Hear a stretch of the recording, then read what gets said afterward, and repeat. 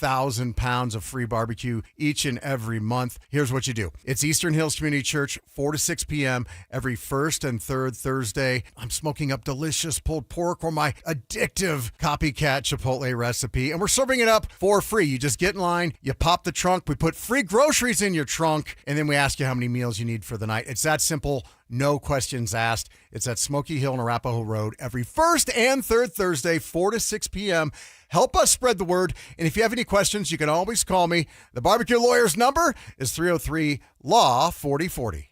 Hey guys, Mark Schlereth here from my friends at Spine One. Let me ask you a question. You live with back pain, neck pain? Well, my guys at Spine One, they're an emergency room for back pain with same-day appointments. They'll see you and they'll get the journey started. And that's exactly what I did. Whether it's chronic pain, acute pain, work-related, sports-related, doesn't matter. All you got to do is pick up the phone and start your journey just like I did toward pain-free. 303-367-2225. That's 303-367-BACK. Or as always, you can find them online at spineone.com.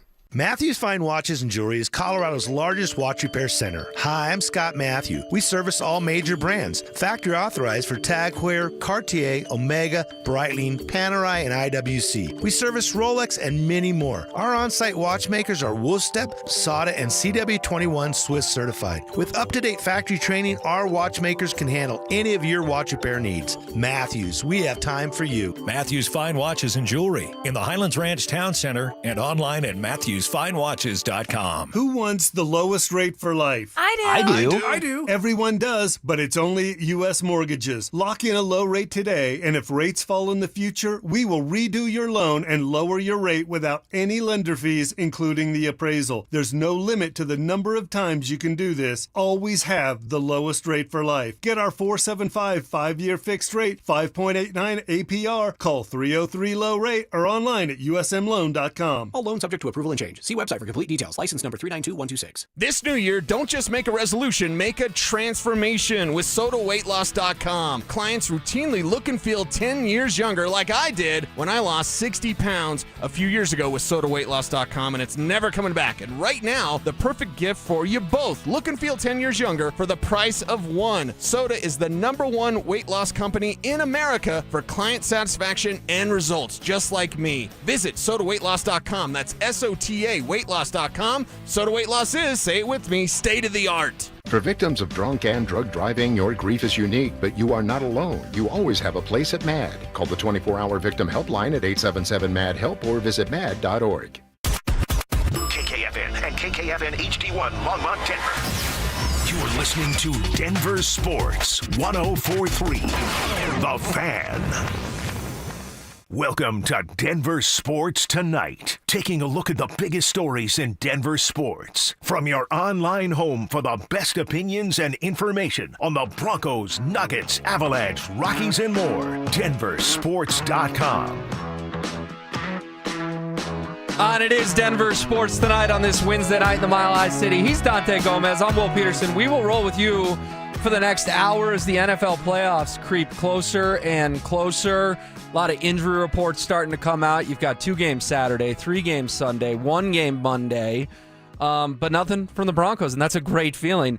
Dante, I was having this conversation with someone the other day. If I had told you, these are the matchups on Wild Card Weekend, you'd say, okay, those are pretty spicy. Steelers, Texans, Jags, Bills, maybe Jacksonville a surprise, Chargers, Patriots, New England snuck in. But if I had told you them, you'd go, ugh, I can't believe the Broncos took a step back in year 2 and didn't make the playoffs. Year 2 of Bo Nix, year 3 of Sean Payton.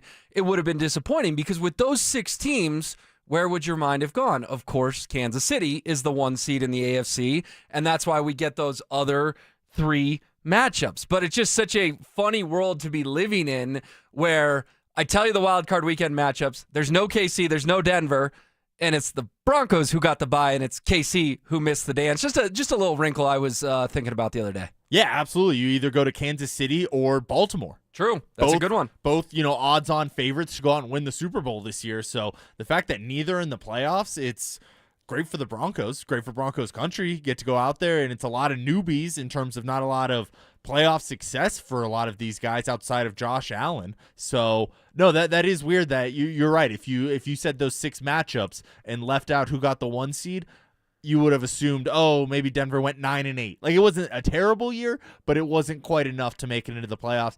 Little step back there. Yeah, and that would have been, I think, the feeling, because when you got in last year as the 7, it was this big sigh of relief. They hadn't made the playoffs since 2015. If they hadn't got in this year, I think people would have been asking, is Sean the guy? Is Bo the guy? I'm just glad we don't have to live in that alternate reality and answer those questions. But I want to start here with something I heard driving in with the fellas and sort of get your take on it as well, because I was thinking more about who I want the Broncos to play, and Cello and I dove into that a lot last night.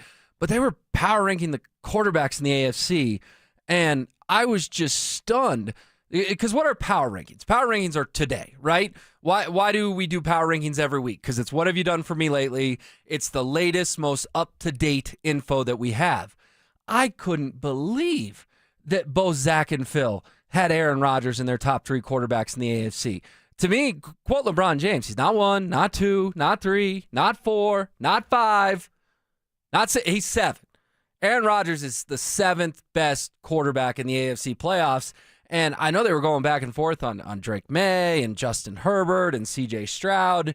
And I'm sitting there, how is Rodgers being in the top 3 the only thing they agreed upon? Tell me if I'm crazy or if they were onto something. No, you're not crazy for thinking they're crazy for having them in their top 2 or 3. Yeah, one of them had him at 2. One had Rodgers at 2, and one had Rodgers at 3. Yeah, I think to me that's far too high. I get that he's been there and done that, but he's not the same version of himself that was going out and winning the Super Bowl in the early 2000s, or even the MVP version of himself that we saw his last couple years in Green Bay there. So definitely not. I think I would not have him 7th. I would probably still have him over Bo Nix at this point. I hope we get to answer that question. I do. Well, and it's not always about which team goes out and wins the game, because I think the Broncos have the better defense, the better team overall. But the way Aaron Rodgers is able to dissect a defense, and you heard it on the Sunday night broadcast about those meetings he's having with their wide receivers. They meet on Tuesday, Wednesday, and Thursday nights leading up into a game, and they're getting on the same page. I think that is showing. At least it looked like it showed in that AFC North matchup in Week 18 to decide who goes to the playoffs. It does feel like he has mastered the mental part of playing quarterback, and obviously was a very physically gifted quarterback during his heyday in Green Bay as well. Not quite the same since he blew out his Achilles, but he still has that mental game down. He can make almost every throw in the book. It's more about the mobility at this point, and this Denver defense can make that mobility look even worse than it has been this season. Yeah, they could make him have a long day if that's the matchup we do indeed get. Okay, so to be fair, you'd have Rodgers at 6 or 7, probably 6 on your list. I'd have Rodgers at 7. I just wanted to start there because I thought it was a really good conversation. I thought it was interesting. I thought the Drake May, Justin Herbert stuff was a worthy debate between Zach and Phil. I just could not believe we were glossing over that Rodgers was both in their top 3 quarterbacks. He's 42 years old. And again, power rankings are what have you done for me lately.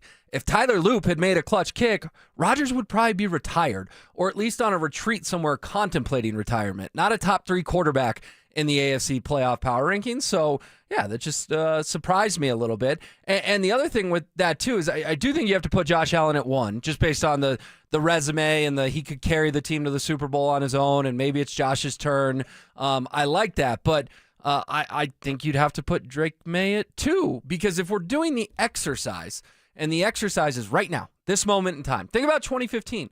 Where would a lot of people have had Peyton Manning going into the playoffs? Not very low. He was coming back from another or not very high, excuse me. He was coming back from another bad injury, and Brock Osweiler had played all but a half in the last 2 months of the season. Now, Peyton came in week 17 and saved him against the Chargers, and it was great, but those power rankings going into those playoffs, Peyton Manning probably would have been last. I don't know how you can justify putting Rodgers in the top 3 and then also not putting Allen 1 and May 2 or May 1 and Allen 2 based on one guy is the scariest QB left in the dance, and at least on the AFC side, and the other guy just came off a season in which he's going to either finish first or second in the MVP voting. Yeah, I didn't love the list that Zach and Phil had there. I thought Trevor Lawrence was too high on both of their lists, and then I thought obviously Aaron Rodgers was as well. I'm curious how similar ours are, because I also have Drake May at number 2. I have Josh Allen at number 1. He's had a lot of playoff success. I know it hasn't equated to a Super Bowl win or even a Super Bowl appearance, but He plays really well in those playoff games, and a lot of the games he loses, it's the Bills lose. It's not because of him. It's because of external factors, his defense giving it up, whatever it may be. His head coach making questionable decisions. So I had Josh Allen 1. I had Drake May number 2. Well, we're on the same page so far because that's my list right there, 1 and 2. And Drake May, I mean, he's never done it in the playoffs, obviously, but none of these other guys have finished top 2 in MVP voting, at least in the recent memory. Obviously, Aaron Rodgers has won a couple MVPs. So, but that was 3, 4, 5 years ago at this point. So I think Drake May's 2 to me. I had Justin Herbert 3rd. I know he doesn't have the playoff success, but that guy's I would just put a machine. Lawrence 3rd, but I would have Herbert at 4, so we're not that far off. I had there. Lawrence at 4. Yeah. So just flip-flop those. I had Rodgers at 5, and then I had kind of a tie for 6th and 7th with Stroud and Nix. Okay. I would put Bo Nix at 5, C.J. Stroud at 6, and Aaron Rodgers at 7. So at the end of the day, our lists aren't that far off. I just, I always love reacting. I know we have a lot of people who listen from the drive right into DST, so I just wanted to throw my 2 cents in on that as well. Good conversation from those two guys. There's no doubt about it. With Bo Nix, I think most people are going to agree, hey, he's not going to be above Allen or Lawrence or probably Herbert or May. But that said, Bo Nix has done a lot to help the Broncos win this year. Jared Bednar likes to use the term passenger, right? When the Avalanche have a game where some guy just goes out there and skates and doesn't do much, and he says, we had too many passengers tonight. Bo Nix has not been a passenger on this Broncos ride. He has been an intricate part of their success, and you could directly point at 3 or 4 wins that Bo Nix got you based on his play. So I don't even put him at 5 as like disrespectful. He's in the bottom half. I just put him at 5 because the other guys are more accomplished, but I want to make it clear that Bo's done a lot to help the 2025 Denver Broncos. I agree, but I'm going to disagree a little bit on that part. You don't think he was a passenger in some of those games? I said some he was a passenger, but he's not a passenger on the season. The whole bulk of the season, it's not like Bo Nix was just along for the ride. Bo Nix, if you didn't have Bo Nix, you may have finished the season 10-7 or 9-8. No, and I agree with that. I said either him or Garrett Bowles has to be offensive MVP of this team. To me, that's pretty clear. Bo Nix might be the overall MVP to this team, especially based on how he was able to kick it up a notch once J.K. Dobbins went down. But that early part of the year, I think he was a passenger in a handful of those games. But no, he's proved to me a lot the last month and a half or so, going out there and winning, again, not with him, but because of him in a lot of those games. The Giants game, you could argue, was because of him, even though he's kind of the reason they were in the hole to start with. So I think that kind of offsets itself there. But no, he's gone out. He out-dueled Jordan Love in that big Sunday game where everyone was saying it could be a Super Bowl preview between those two. He kept them in that Jacksonville game where Jacksonville was shredding this Broncos defense too. So he also played out of his mind to beat the New York Giants. I mean, very but he few also quarterbacks did pretty poor in the first half. Right, but I'm saying very few are going to rally from 18-0 and 26-8. That's just not a movie you're going to see very often. I agree, but it's also he's the reason they were in that hole, so I'm not going to give him too much props for digging out of a hole that he Was dug. the defense ready to play that day? I don't think so. Well, you have 0 points going into the fourth quarter, right? Yeah, they were being shut out going into the fourth quarter. Okay, well, the defense didn't go out there and score 0 points for the Broncos offense in that first 3 quarters. All right. I think we can agree that Bo Nix has had some moments this year. I mean, if you just go through it, against the Eagles, he led a great comeback, down 17-3. I mean, that was one of his many fourth quarter comebacks. Against the Giants, we outlined that. They win 33-32. And Bo, yeah, I'll give you that he did not play well the first 3 quarters, but that fourth quarter is a game that we literally will never forget.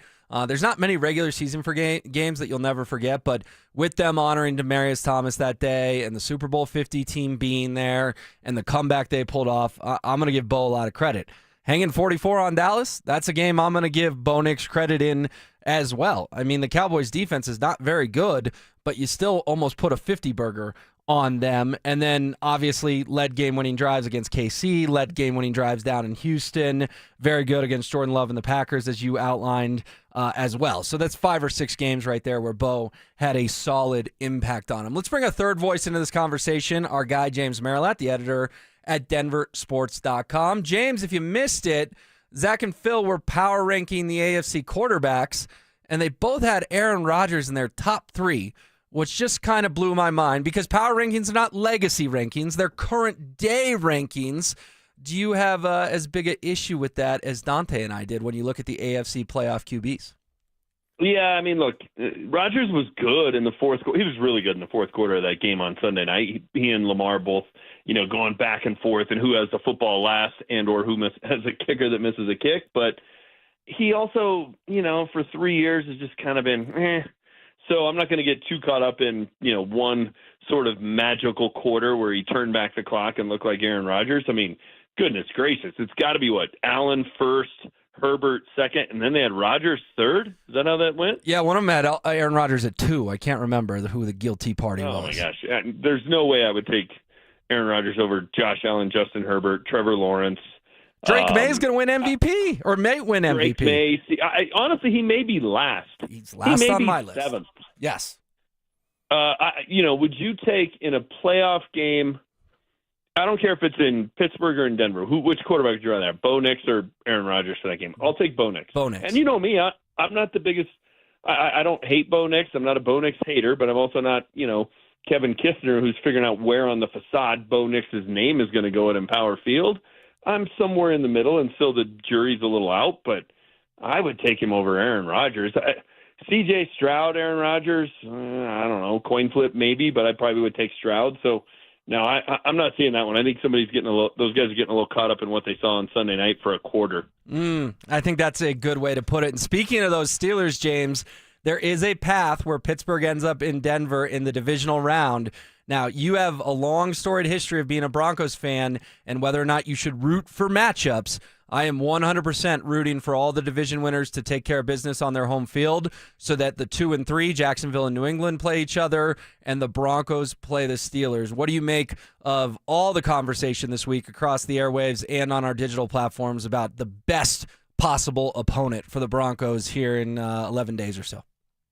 It's the best possible opponent because it's the worst team in the AFC side of in the AFC playoffs. So I don't disagree with that. I learned in 1996, and I was rooting for the Jags to come in here, a 9-7 wild card team, and they came in here and upset the Broncos, a 13-3 team that had everything clinched on December 1st and took a month off. So I'm not going to root for it. If it happens, it certainly wouldn't be a bad thing.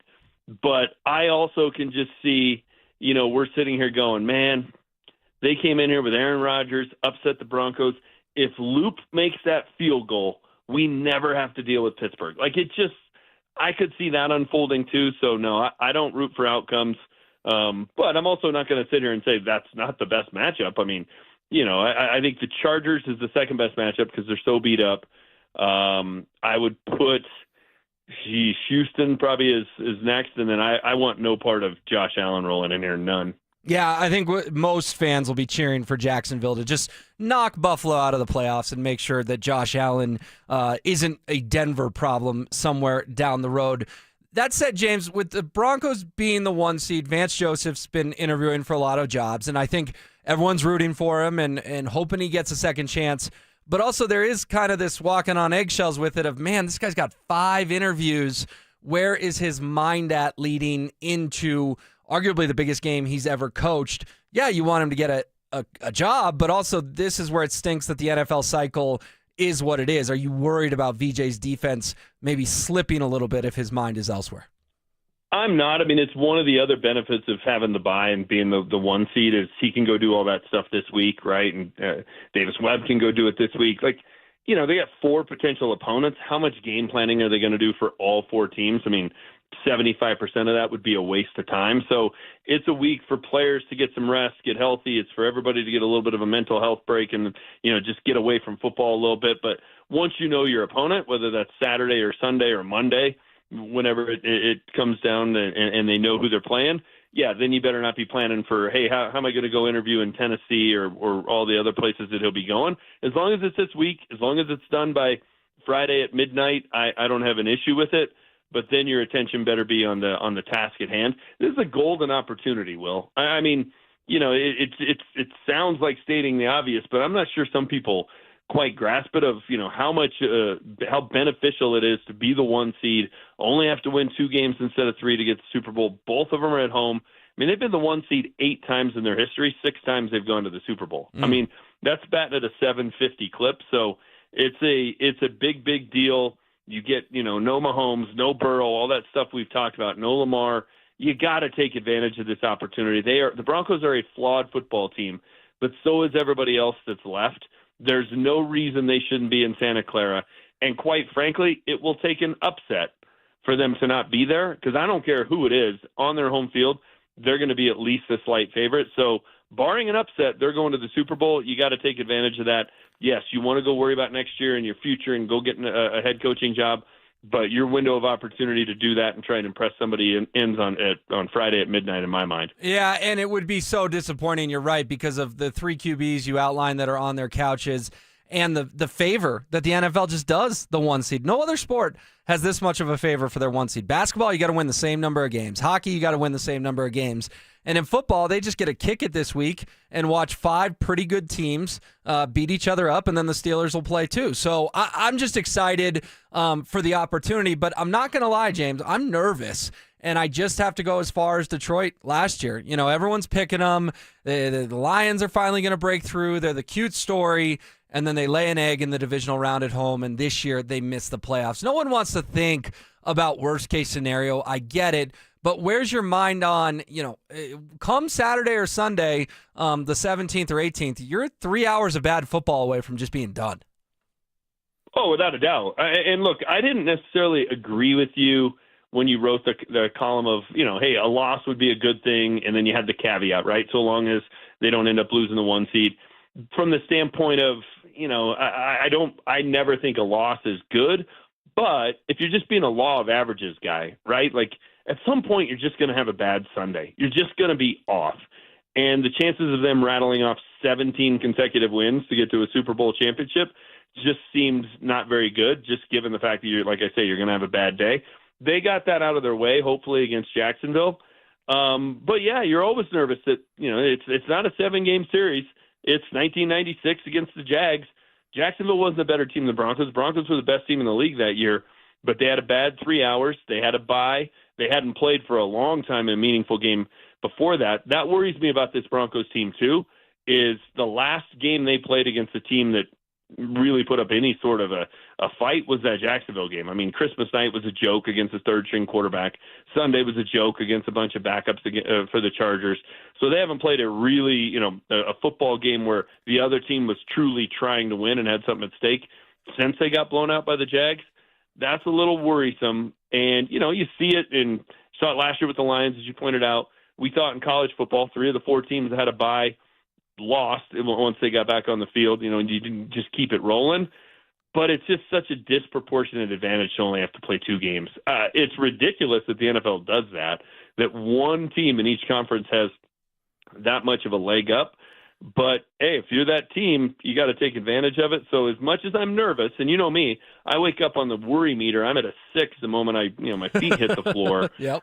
But the trade-off is worth it. The rust and all those kind of things, and it'll be a month since they've played a meaningful game. I get it, but the trade-off of only having to win 2 games and they're both on your home field, it's worth the risk of all those other things catching up to you. Well, I'm glad you mentioned my column from like a month ago, because that's exactly how I wanted it to play out. I said, hey, if they lose a game, it'll be good to hit the reset button, because then they don't have a 14-game winning streak going into the playoffs. We don't have to see that graphic plastered all over CBS whenever the divisional round arrives. And the caveat, like you said, was get the 1 seed. Well, guess what? You got a favor. The Patriots did lose a game, and you still earn the number 1 seed. All right, so then who are some players that you're looking for specifically in the divisional round? Do you tend to lean on experience? The Broncos don't have a ton of it. They have the Talanoa Hufangas, the Mike McGlincheys of the world. Or do you tend to just lean on your stars got to be stars on the biggest stage? I mean, I go with the second one. It's hard to win a game in the playoffs if your stars don't show up, right? Like if your stars show up and make plays, maybe a Malcolm Butler is the unsung hero, but Tom Brady still got to play well in that game. You're not going to win that game if you're the Patriots if Tom Brady lays an egg. So I lean on the stars. I do think, and I wanted to see this in the last couple of games, I think we saw it on one side of the ball. It was, hey, where did Nick Bonito, Jonathan Cooper, and Zach Allen disappear to? They were there. They were on. You noticed them a lot in the Chargers game. How much did that matter? I don't know. But Nick Bonito was in the backfield and was chasing Trey Lance and hitting Trey Lance, and he was all over the place. He looked like Nick Bonito from before Thanksgiving. Whereas, in the last 3 weeks prior to that, I think he had no sacks, and I think Zach Allen and Jonathan Cooper each had a half sack like in their last 6 games. So you combine it, it was 15 games. Their 3 best pass rushers had 1 total sack. That ain't going to work in the playoffs. So those guys have to show up. That's the stars on that side of the ball. And then I think we saw a little bit of a recipe. Steve Spagnuolo, what he did on Christmas night, making the Broncos, playing 7 guys in sort of a shell, Vic Fangio zone defense, only rushing 4, but getting pressure, forcing the Broncos to run the football and or put together 10, 12-play drives where they don't have a holding penalty, don't slip and fall, don't miss a block, right, where nothing gets you off schedule. That's hard to do. Until the Broncos go out there and run the football, teams are going to play that way. So it's up front, right? Like, this team doesn't have stars at the skill position players. They don't. But Garrett Bowles is well paid. Ben Powers is well paid. Mike McGlinchey's well paid. Quinn Miners is well paid. There's 4 quote-unquote stars on the offensive line. Other than Alex Forsythe, you got guys that you've invested a lot of money in. They got to be better up front. They weren't really against Kansas City. I thought they were terrible against the Chargers. From the first snap, Bo Nix had guys that were unblocked chasing him around back there. So the Broncos offensive line on that side of the ball, they need to play like stars because that's where they've invested their money. All right, I want to get to a Nuggets question and an Avs question, but one more on the Broncos in the NFL. You don't have to give me, super long predictions, but just how does Wild Card weekend play out and who's coming to Denver? You got Patriots, Chargers, Jaguars, Bills, and Steelers, Texans. The Bills are coming to Empower Field. I think the Patriots beat the Chargers. I think the Bills beat the Jags. I think the Texans beat the Steelers. I think the 6th seed is coming here to Denver. It'll make for a heck of a game, but I think it's the last thing the Broncos probably wanted to see. But I think the Bills go into Jacksonville and win on the road. Yeah, and Josh Allen, is it his year? The chatter would only grow before then. I agree with you. That would be the worst case scenario. I would put the Steelers at 1, the Chargers at 2, the Texans at 3, and the Bills at 4. So I think we have pretty similar lists. All right, 2 things for you before we get out of here. How about Jamal Murray telling Mark Spears today in a feature story that came out that he wants to be a scoring champ and an MVP? Is that just a guy shooting for the stars in kind of a fun interview? Or are those comments like, Jamal, did you forget who your teammate is in Nikola Jokic? I don't know. I think people took it 2 different ways. I liked it. I like the fact that Jamal Murray seems to be focused on basketball and has, basketball-oriented goals and lofty goals. And it's not about, playing his PS2, and it's not about, being ringside at the UFC and all the other distractions that, look, you can do those things. I don't expect guys to be basketball 24/7 nonstop, but let's be honest about it. Jamal Murray had priorities outside of basketball, and there was a reason why he was constantly out of shape, and that wound up turning into, well, that's why he gets hurt a lot. If Jamal Murray's focused on basketball and has basketball-oriented goals, I got no problem with that. I'm not going to nitpick with that at all. Is it doable? No, but that's okay. I mean, if we all set goals in life that were only doable, what fun is that? So I like the fact that he's got some stretch goals for the year. And for the future. That's great. All right, I do too. Maybe scoring title. He's 18th in scoring currently, averaging a career high over 24 points a game. But MVP, as long as the Joker here, that's going to be tough for him to do. Last thing, Avalanche news late this afternoon. Winter Classic in Utah next year, playing at the Utah Utes football stadium. Avs and Mammoth. Are you going to be getting on a bird to Salt Lake? And also, can you believe this is their first ever Winter Classic? Now, they've played 3 outdoor games, but 2 Stadium Series games, 1 at Coors Field, 1 at Air Force, and then they did that funky thing in Lake Tahoe on a golf course a couple years ago. But your excitement level about, honestly, for Hockey Guy, this is the top story on ESPN.com. This gets people going. Will you be headed west, my friend? No, this is a solid 2 out of 10 on the excitement meter. I went to the game at Coors Field, and I heard you on with Zach and Phil, and Zach's right. A football stadium is so much better for this than a baseball stadium. It was just weird at Coors Field. I was sitting, on the first baseline. It felt like the rink was a mile away. It's just bad sight lines. The experience down at Air Force was just such a disaster from the traffic standpoint, so I'm pretty soured on it, but I'm not going to get on a bird and go there. It'll be cool. They're in it. That's fun. But no, I'm not planning my New Year's type travel around getting out to Salt Lake City and, as you mentioned, dropping 3 forms of ID to get a light beer. All right, a 2 out of 10, man. I knew you might go like a 5 out of 10. I didn't think you'd go a 2. No, 0. I wouldn't go if you gave me a ticket. All right, sounds good. Always leaving on a cheery note. Thanks so much for your time, James. We appreciate it. All right, thanks, Will. Appreciate it. There he goes. That's James Marilat from DenverSports.com. We'll react to what he said. Plus, Peyton Manning had some thoughts on Bo Nix today that I found interesting. You will hear those on the other side. Follow us on X at DEN Sports 1043 for up-to-the-minute information and opinions on all things Denver sports. Also, we can still call it Twitter, right? Denver Sports 1043 The Fan, DenverSports.com, and the Denver Sports app. Career changers, including veterans and active duty service members. Your transition starts here. Go from GI to IT in a matter of months. Become a certified cyber warrior with training at My Computer Career. Cybersecurity specialists are in high demand, offering IT pros great opportunities and a rewarding lifestyle while protecting our people, liberty, and treasured institutions from cyber threats. Deploy your career in IT today at mycomputercareer.edu/CWP, an elite CompTIA certification partner. VA education benefits are available to those who qualify. It's a new year, and Aleve is here to help you keep your New Year's resolutions on track. Whether it's a daily walk, hitting the gym, or spending more time with friends and family, Aleve's got your back. With up to 12 hours of body pain relief per dose, Aleve keeps you moving with long-lasting body pain relief so you can chase those dreams and achieve your goals. Don't let body pain slow you down. Keep going with Aleve, because this year is your year. Try Aleve. Use as directed for minor aches and pains. Are you one of those people who dread going to the dentist? If so, have you tried sedation dentistry? Learn more about sedation dentistry at coloradosedation.com. Sit back, relax, and dream with the most experienced sedation dentist and staff at Clarkson Dental. So, you're ready to propose, huh? Yeah, man. She's definitely the one. What are we thinking about the ring? I got my wife's at Hellsberg. I couldn't recommend a better jeweler. I could use some help with that. Man, go to Hellsberg. I had no idea how many details you need to consider. Did you know you can get a natural or lab-grown diamond? I didn't. Figure out what she wants. Trust me, they'll make it happen. Start your story with Hellsberg. Shop in store or at hellsberg.com. The West isn't just a place, it's a feeling. And this January 10th through the 25th, the National Western Stock Show presented by Common Spirit Health brings the heart of the West to Denver. So saddle up for 16 days of rodeo action, family fun, and championship livestock. This is where tradition meets excitement. This is who we are. We are the West. Tickets available at nationalwestern.com.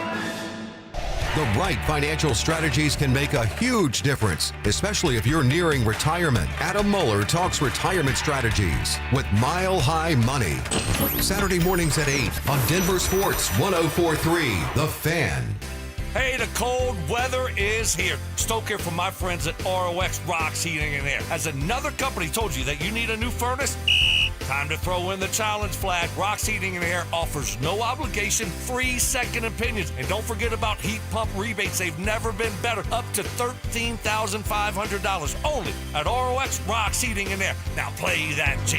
HVAC service, installation, repair. ROX Rocks Heating and Air. When you've been hit by an 18-wheeler, there's 3 things you need to do. First, call the police and get medical care. Second, don't talk to the insurance company alone. And third, call the truck crash lawyers at Berg Simpson Law Firm. Berg Simpson has 50 years of experience holding them accountable and over $50 million recovered after truck crashes. Call Berg Simpson today and let us fight for you so you can focus on healing. If you've been injured, call Berg Simpson for free now at 303-790-2525. BergSimpson.com. Good lawyers changing lives. Hey guys, boy Stink here today by my long-term buddy Troy Hansford. And if you're thinking about selling your house for any reason, now might be the time to sell, still get top dollar. Believe it or not, my guy Troy is still offering his $5,000 guarantee. What is it, you ask? Well, if you can't sell your house at your price on your timeline that you agree upon beforehand, bam, going to cut you a check for $5,000. Who else makes the offer? Nobody I've ever heard of. And he makes that offer because he continues to spend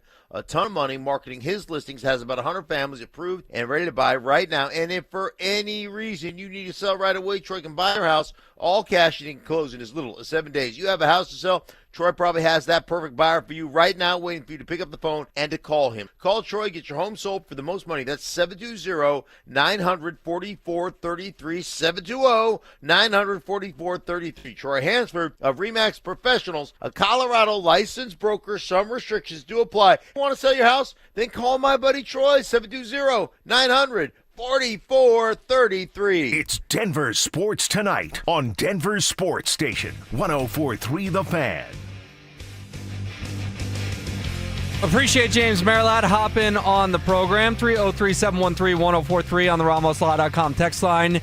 If you want to react. From the 8641 said, I'm disappointed, Scrappy, in your QB power rankings in the AFC. I'll give you Allen, but he's missing what Bo's got when in the clutch games. I'll take my chances with my guy. Yeah, I hope Bo Nix, when the playoffs are all said and done, we can say, yeah, he turned out to be the best quarterback in the AFC. But right now, I'd put him about fifth. Have a hard time with Josh Allen, Drake May, Trevor Lawrence, Justin Herbert, getting Bo higher than that. But, good interaction. And let's just put it this way. Sometimes on sports talk radio, you take stuff from other shows and then react yourself. We do 13 hours of live and local programming here every day. So for the one person out there who had a problem with it, my apologies. Getting to something new and unique now, because Peyton Manning talked about Bo Nix and did so with Kevin Clark on This Is Football, and he heaped a lot of praise on Bo. Don't forget, the last two Denver Broncos QBs to win the AFC West are Peyton Manning and Bo Nix. Manning, of course, did it in 2015, the final season of his brilliant career in which the Broncos went on to win Super Bowl 50, and Nix accomplished it this year, taking the throne back from the Chiefs, who had won the AFC West 9 times in a row. Here's Peyton Manning talking a lot about Bo Nix, and there's some good things in this answer that people need to listen to, especially those who only want to talk about passing stats week in and week out. Look, Bo Nix has been heavily scrutinized for a second-year quarterback that just led his team to their first division since 2015. Look, the one seed, that doesn't excite me as much as winning that division. Yeah. That has been, the Chiefs have been the bully in that division, right? I mean, if there's not a Johnny from Karate Kid Chiefs analogy, I don't know what is, right? They've been the bully, and until somebody beats the bully, they're the best team in the division, right? So the Broncos went out and did it this year, and they took care of business in that division. So that's what excites me about what the team has done, and Bo has done his part. Look, it's been good complementary football. The defense is really good. Bo knows that. He makes a lot of plays with his legs, which don't necessarily show up in the statistics, because the quarterback's passing statistics probably show up more, and he's had some days where hasn't been for a lot of yards, but he's run for some critical third downs. He's kept the offense on the field. He's kept drives alive. He hasn't turned it over. So I'm a Bo fan. What he's done this early in his career, I think just says a lot about him. The team believes in him.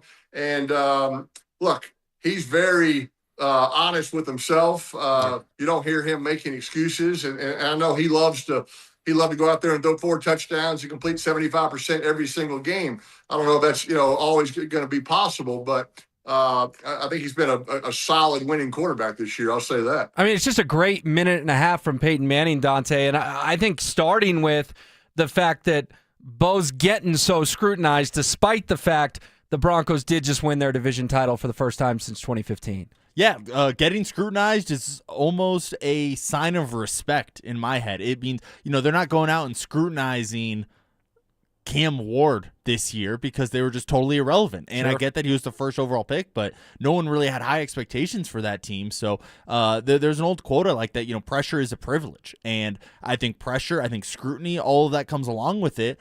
And Bo has put himself in a position to get scrutinized, to get criticized, because he went out and made the playoffs his rookie year. He went out and is the number 1 seed in the AFC this year. So, the old saying, they don't boo nobodies. Bo Nix is clearly not a nobody at this point. No, I think that's really well said by you, and I think that's what Peyton Manning was pointing out in his answer of, look at the QB carousel they've had in Denver since I left, and this is the first guy not only to win the division, but even sniff it. Let's be honest, the Broncos have not sniffed a division title since Peyton Manning retired. It's been a lot of really bad years over the last decade. Yeah, and credit to Bo for being able to stabilize that position. I'm not going to give it all the credit to Bo, though, because I think Sean Payton is a huge part of that. Sean Payton obviously has an eye for quarterback talent, able to develop quarterback talent with Bo here and Drew Brees in New Orleans. Jameis Winston even had some good time out there in New Orleans as well. So I think a lot of it goes to Sean Payton as well for being able to stabilize the position here, have a real vision for what he wants his team to be, a vision for what he wants his quarterback to play like, and Bo is being able to be melded in to that guy that Sean Payton's looking for, and I think Bo's done a really good job of being able to be the quarterback that he was in high school and college, and be able to be relatable in the locker room, but still be able to be that guy that Sean Payton's looking for to lead this football team. Yeah, it's a dynamic duo. Absolutely, no doubt about that. Some other interesting nuggets from Payton that I want your thoughts on, and I'll give mine as well. Says the 1 seed doesn't excite him as much as winning the AFC West. And I found that awesome because people want to say, oh, is Manning a Bronco? Is Manning a Colt? He's a Bronco through and through. He had great years in Indy, but he is a Bronco through and through because what happened when Payton was here? 2012 to 2015, they owned the Chiefs. And Payton had some massive wins over Kansas City. I think of the one in Arrowhead where he finds Emmanuel Sanders very late. He had another one, I think, the year before to Decker down the sideline late. Payton owned the Chiefs, other than the game he got hurt in, and Brock came in, and that was unfortunate, but they got the last laugh. They won the Super Bowl. He said the Chiefs have been a bully, and they have been a bully, but I think it just shows you that, yes, of course, if Payton had a do-over, he'd tell you the 1 seed was really exciting and better than winning the West because everyone who wins their division's in contention for the 1 seed, and the Broncos ultimately got it. But I also just think it shows you that he really does bleed orange and blue. He was just so thrilled to see Kansas City knocked off the mountaintop. Yeah, I don't totally disagree with him that winning the division, when you set your goals out for the year, winning the division's goal number 1. So I'm not necessarily going to disagree with him that that's even better than winning the 1 seed. Obviously, winning the 1 seed's great, but only one team gets to do that, and only one team out of your 4 get to win the division, and that's the goal that everybody has at the beginning of the year. Go out, win your division. That the way the NFL playoffs are set up, that automatically gives you 1 home game. Right. So I think that is what was on the Broncos goal list, and I'm assuming that was on a lot of lists of goals of Peyton Manning throughout the years when he was in the NFL as well. Yeah, and then he goes on to say, it's been good complementary football. The defense is really good. Bo knows that. He makes a lot of plays with his legs that don't necessarily show up on the stat sheet, but he runs for a lot of critical third downs, and he mentions how that keeps the Broncos' offense on the field. He never used the term, and he wouldn't use the term game manager, but I think in that part, it was the middle part of that answer, and if you miss playing it, you can go read about it at DenverSports.com.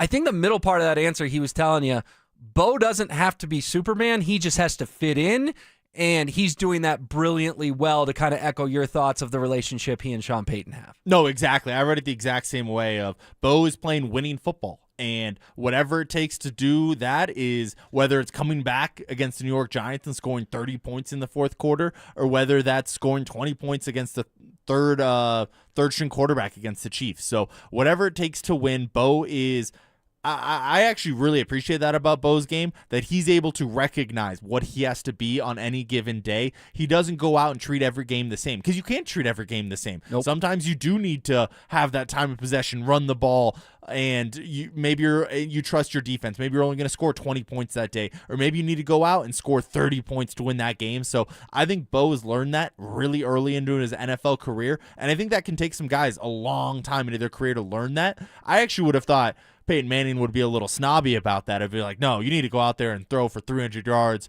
and score 4 touchdowns a game, because that's what Peyton Manning did for a majority of his career up until that 2015 season. Yeah, that's fair.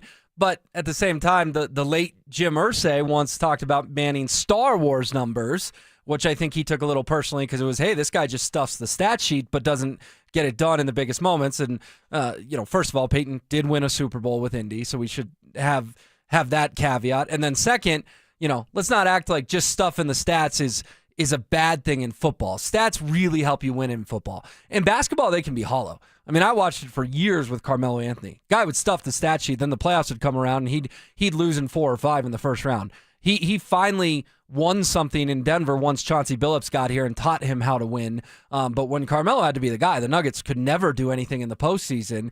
And yes, quarterbacks have to know their roles, and I think he does. And oh, by the way, Nick still finished with 3,931 passing yards, which was good for 8th in the NFL. And he threw for 25 touchdowns, which was tied for 9th. So he was still, even game manager, whatever, a top 10 QB in both those key categories. Yeah, I think we see this similarly. I don't see the term game manager as a negative quite. I think there's game changers and game managers, and there's guys that have won in both ways. I mean, Cam Newton was a game changer for a large portion of his career, and what did that result in? Yeah, he won the MVP. Yeah, he had the Super Bowl appearance. It was a very short career, and not a lot of playoff success in there outside of that one season. And then you have guys like, to me, Tom Brady, outside of the Randy Moss season, was mostly a game manager. He knew what he needed to do on any given day to go out there and win the game. I think Patrick Mahomes has become somewhat of a game manager in the recent years since Tyreek Hill left, in terms of, I'm going to trust my defense and I'm going to score just enough points to go out and win the game. So I don't see that necessarily as a negative. I'm fine with it. As long as you have the pieces around you, there's no problem. As long as you're winning games, go be a game manager, Bo Nix. Yeah, and it led him to 14 wins this season and a number 1 seed in the AFC. Really interesting stuff from Peyton Manning there, his thoughts on year 2 for Bo Nix. All right, coming up next, we've got news and notes from both the Nuggets and Avalanche, including an outdoor game for the Avs and some interesting comments from Jamal Murray, and we will pass along and react to both.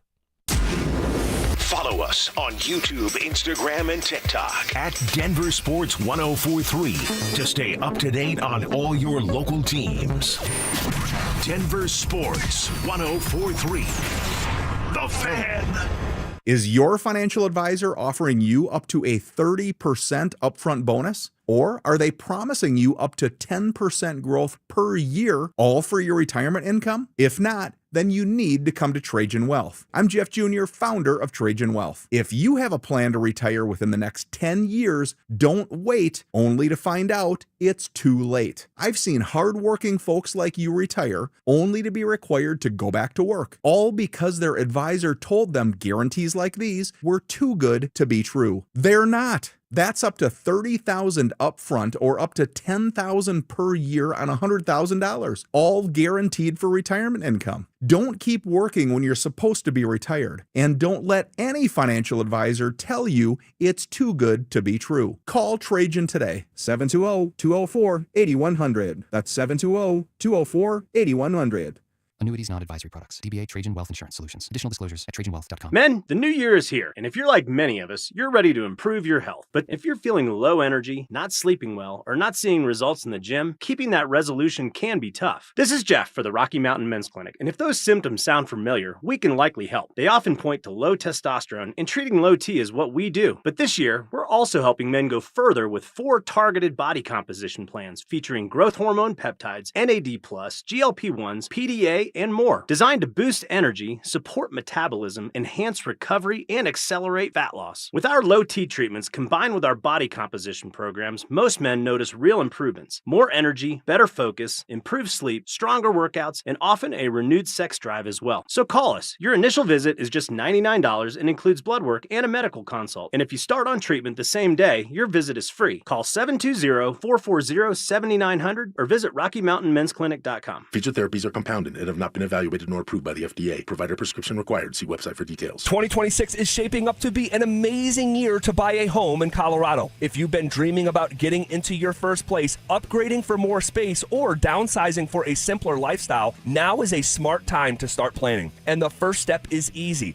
Get pre-approved. With American Financing, you can get it done in 24 hours or less, so you'll know exactly what you can afford before you start shopping. Rates have been dropping, home prices are steady, and more homes are hitting the market. You could score the right home at the right price and lock in a monthly payment that fits your budget without stretching yourself thin. And unlike renting, every payment you make goes toward your future, not your landlord's. And here's a misconception we love to bust. You do not need 20% down. Many buyers purchase with with as little as 3% down. So if home ownership is on your 2026 goals list, let's make it happen. Call American Financing, Colorado's home for home loans, at 303-695-7000. That's 303-695-7000, or visit them online at americanfinancing.net. NMLS 1823334, NMLSconsumeraccess.org. Babe, your arms look amazing. Working out is paying off. Thanks. I just wish my chest matched. No matter what I do, I'm frustrated with my man boobs. Hey, don't beat yourself up. More than half of men have gynecomastia. It's gland tissue, not laziness. Same thing is happening to my friend Trisha's husband. He went to Dr. Cameron Dastery at Modern Surgical Arts of Denver. For real? You get good results? He got great results. Call him, honey. Call today. They're offering complimentary consultations for the fan listeners. 303-470-3400 or at modernsurgicalarts.com.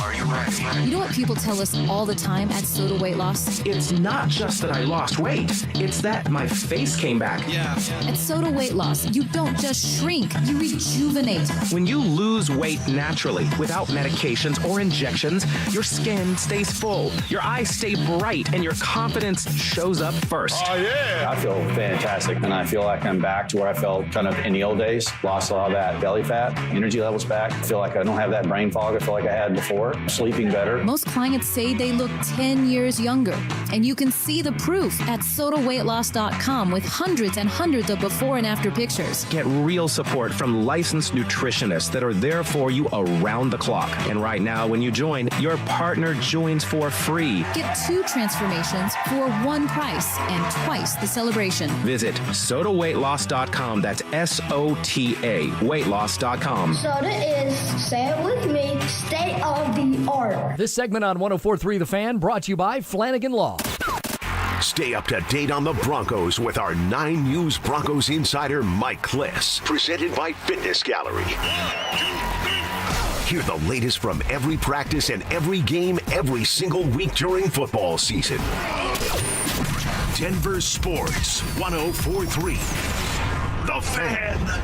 Denver Sports Station 104.3 The Fan presents Denver Sports Tonight. All right, I want to get out of here with some Nuggets and Avs, 2 things that happened today. First of all, Jamal Murray. We all know he's having an incredible season. 25.4 points per game, 7.2 assists, 4.6 rebounds. Those are all the best marks of his career right now. And while he's never been an all-star, it looks like it might finally happen this season. Now, he is an NBA champion, going on an epic run with Nikola Jokic and the rest of the team in 2023. But other things are still eluding him, as he told Mark J. Spears of Anscape.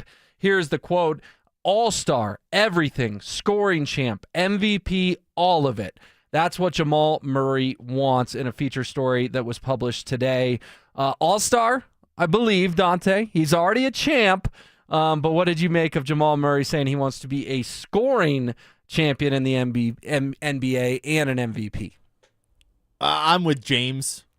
I think if you want to shoot for it, great, but there's just no way those are attainable. He will not be a scoring champ. He will not be an MVP. And if he is a scoring champ, he's going to have to shoot 30 times a game, which is not what you want out of your players. So speaking of Carmelo, right? Yeah, exactly. Yeah. That's just not winning basketball. He's just not efficient enough, in my opinion, to be a scoring champ. That's more reserved for a Luka Doncic, someone like that, or even a Nikola Jokic. The efficiency that they're able to do it with is on a different level than what Jamal Murray does. So I get it, shoot for the stars, but very unattainable in my opinion. Yeah, I took it the same way though. I was laughing at the people that were mad online, and we know there's a lot of people mad online, but there's some people took it out of context and said he wants to steal MVPs from Jokic. He wants to steal touches from Jokic, and it's like, guys, this is just a guy doing a one-on-one interview with a journalist he's comfortable with, a la Sean Payton and was it Jarrett Bell of USA Today when he made the Hackett comments. Mark Spears has done this for a long time. Guarantee Jamal Murray has a personal relationship with Mark Spears. Yeah, they were on the record, but I'm not going to get up in arms that Jamal Murray said he wants to be an MVP or a scoring champ. Even if they're not attainable, we're on the same page there. It's not some outrageous comment that was directed at, I want to be the guy instead of Nikola. That's not how I interpreted it at all. No, to me it felt more like a little kid being like, I want to play in the NBA. Which might be even more disrespectful to Jamal Murray than thinking he's a bad guy and trying to take his MVPs away from Jokic. But yeah, to me, it just felt like a little kid having very high aspirations and not quite having the self-realization that maybe those are for somebody else. Yeah, those probably aren't in his future. But yeah, I'm glad you and I and James Merrillat, who was nice enough to join us around 6:10 today, are on the same page. It was just Jamal having big dreams, nothing more. People need to stop overanalyzing everything. It was in no way, shape, or form was he thinking about Nikola when he made those comments. All right, how about this? The Avalanche will play in the NHL Winter Classic next year. They're going to head to Utah, play in the Utah Utes football stadium out there in Salt Lake.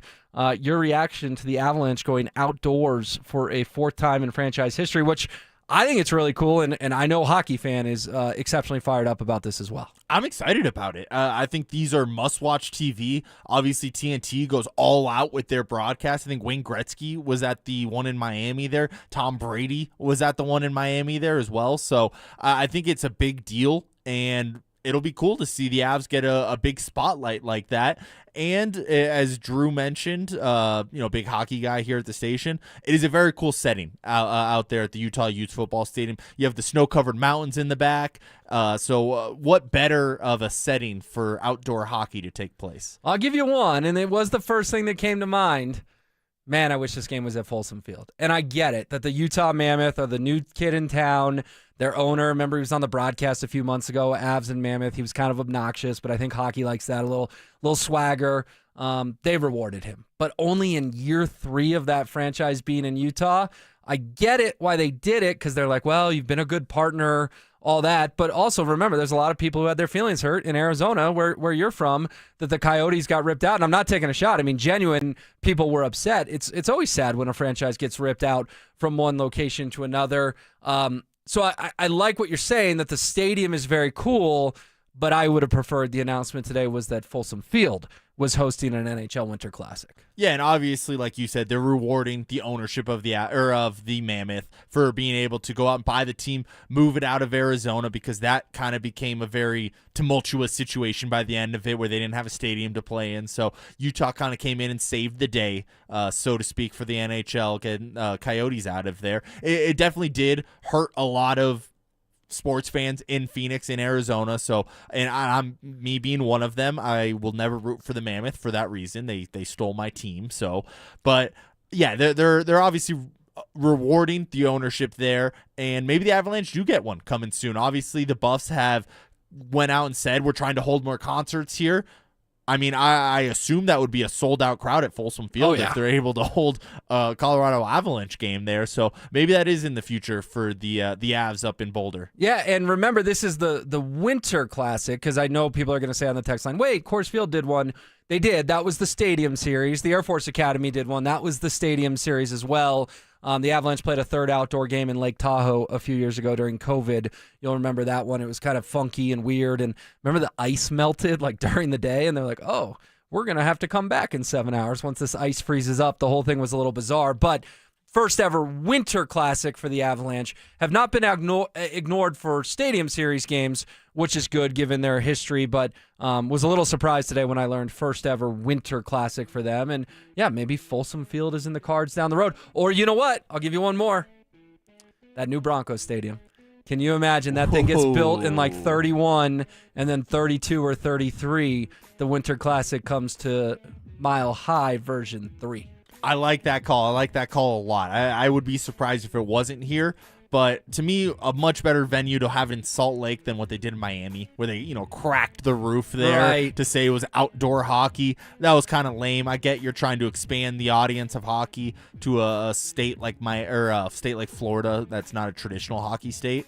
So, but to me, it feels more fitting out in Salt Lake or in Colorado in the future. Yeah. All right. Well, it was a fun show.